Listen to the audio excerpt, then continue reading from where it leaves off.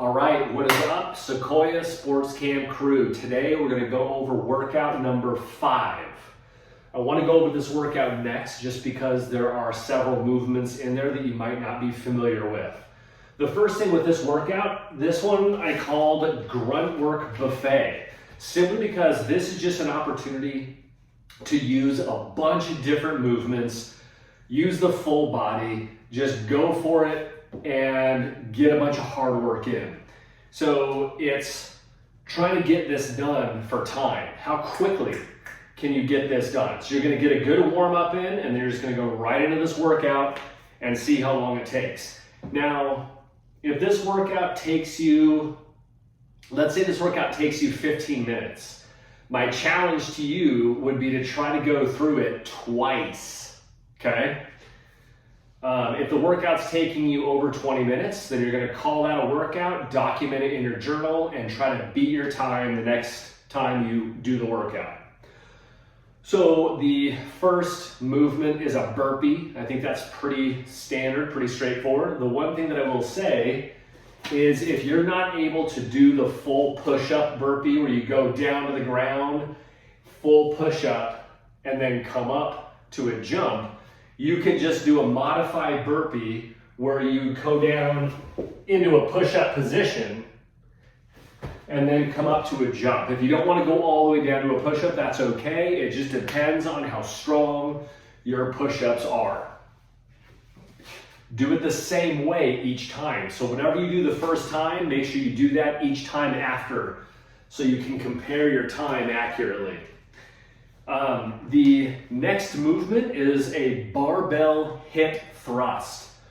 So what this is taking a barbell, and you're going to need to put some weight on the bar. I mean, it might just be, you'll have to do at least 10s because you're going to need the bar cleared off of the ground. So if I take the bar, I set it on the ground. Now I'm going to get underneath the bar. The bar is going to rest on my hips, and then I'm just going to bridge up. So you might need to put something underneath. You might need to put like a towel or some pad if it feels like it's digging into your pelvis too much. But you'll need to put at least 10s on because when you lay down on the ground, the bar needs to be able to roll over you like this. So the bar rolls over me. I center up the bar, and then I bridge here. High as you can, like that. So each of these movements is 25 reps. So typically, if I was able to just do 25 reps without having to take any form of a break, the weight might be a little bit too light. It probably should require 1 or 2 short breaks in that set.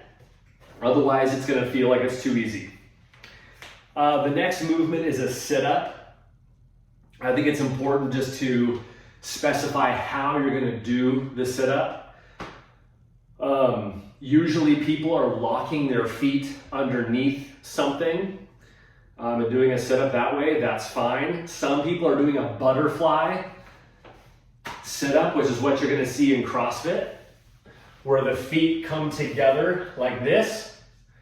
Your legs are open, and then you go into the supine position.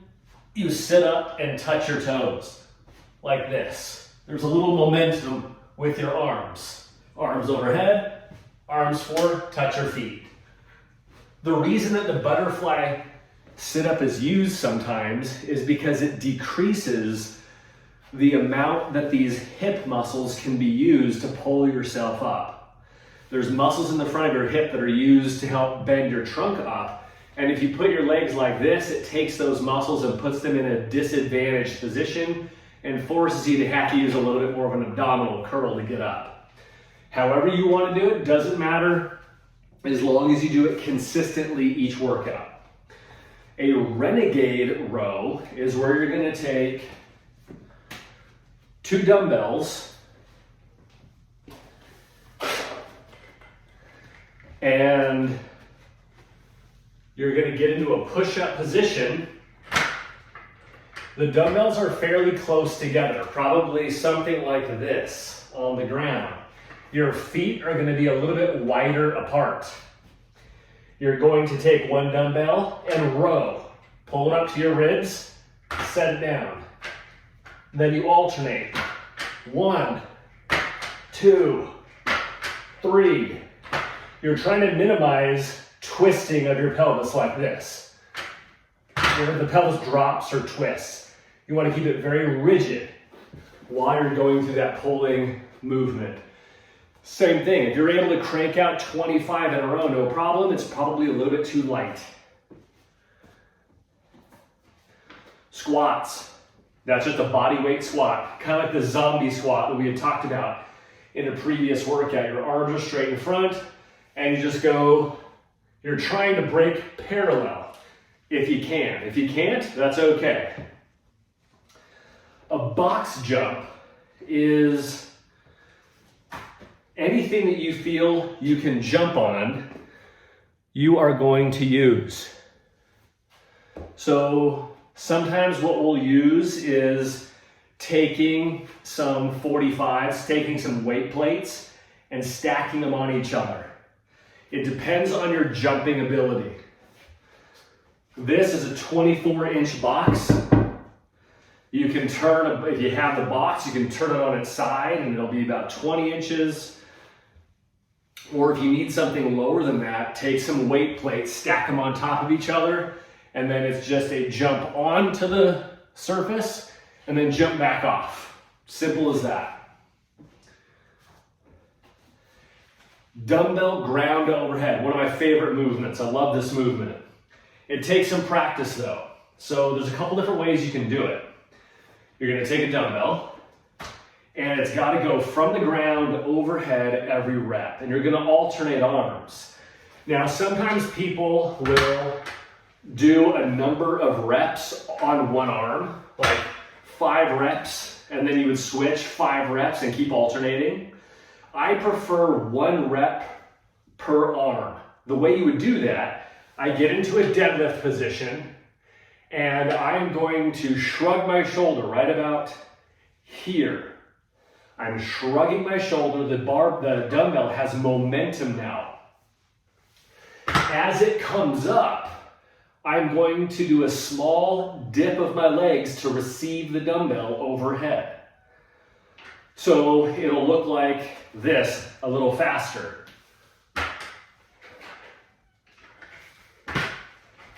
Like that.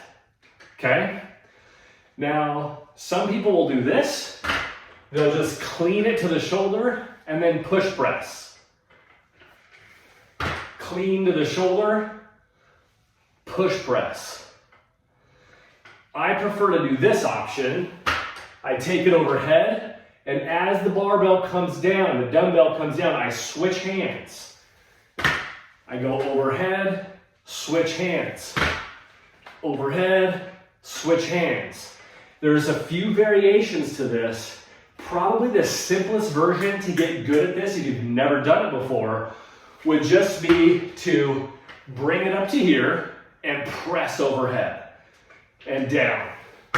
Bring it up here, press overhead. That's probably the easiest way to do it. Do several reps on one side, like 5, 5, 5, 5, until you get to the 25 reps. The last movement is a mountain climber. The mountain climber is where you get into a push-up position and you run in place, like this. Okay? Now this movement probably should be dosed 50 reps, so make that adjustment in your workout because this one's quick. 1, 2, 3, 4, 5, 6. 25 reps is gonna go fast. So I would recommend taking that last movement and making it 50 repetitions. Again, journals, journal. You gotta write this stuff in your journal. What weights did you use and how long did it take you to complete the workout?